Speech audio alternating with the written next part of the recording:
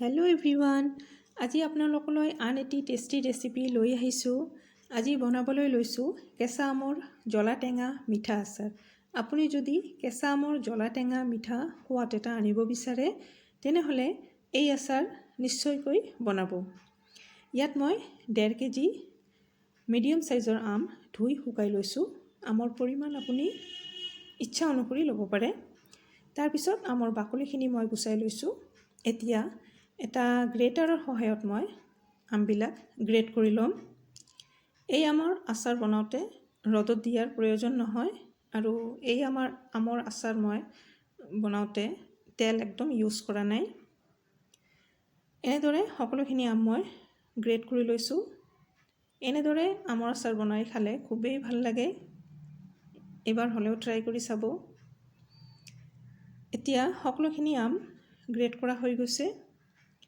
এতিয়া গ্ৰেট কৰা আমখিনি মই এটা কেৰাহীত দি দিছোঁ আৰু 0.5 কেজি মই চেনি দি দিছোঁ।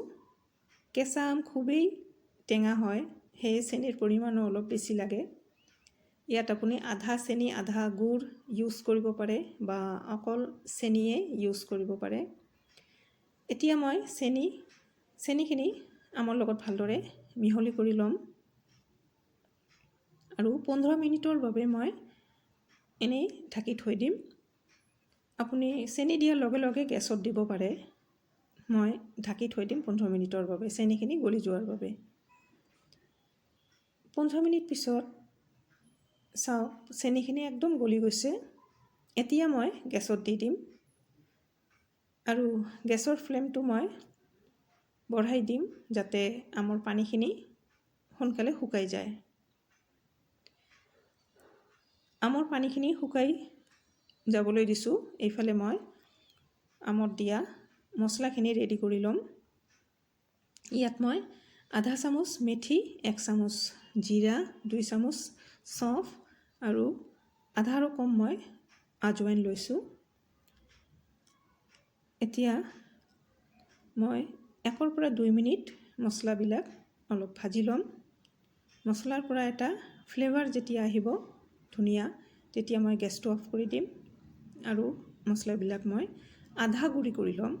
একদম মিহি গুড়ি নকৰিম। এয়া মই আধা গুড়ি কৰি লৈছোঁ।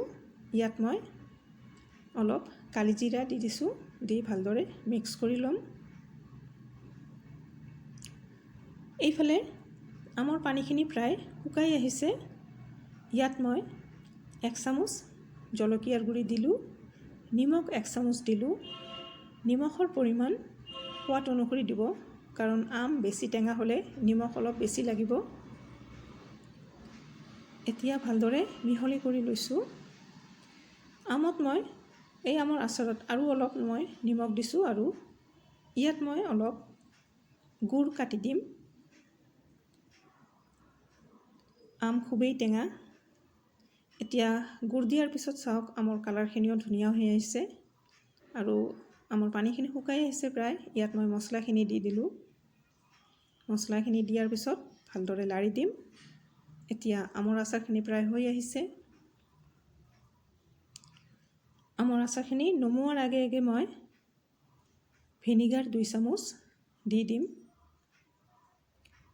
আমৰ আচাৰৰ কালাৰখিনি খুবেই ধুনীয়া হৈ আহিছে। ভিনেগাৰ দিয়াৰ পিছত অলপ লাৰি মই গেছটো কিন্তু অফ কৰি দিম। ইয়াতকৈ বেছি শুকাই গ'লে আমৰ আচাৰ একদম টান হৈ যাব। গেছটো মই অফ কৰি দিছোঁ আৰু এতিয়া আমৰ আচাৰখিনি এটা বাটিত মই ঢালি দিছোঁ।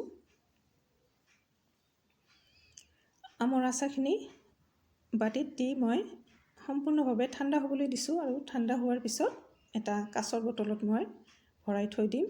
এনেদৰে আচাৰ বনালে বহুদিনলৈ ভালে থাকে আৰু খাবলৈ খুবেই টেষ্টি হয়। ৰুটি বা ভাতৰ লগত খাবলৈ খুবেই ভাল লাগে। আপুনি এনেদৰে যদি বনোৱা নাই তেনেহ'লে ট্ৰাই কৰি চাব আৰু ৰেচিপিটো ভাল লাগিলে মোক জনাই দিব।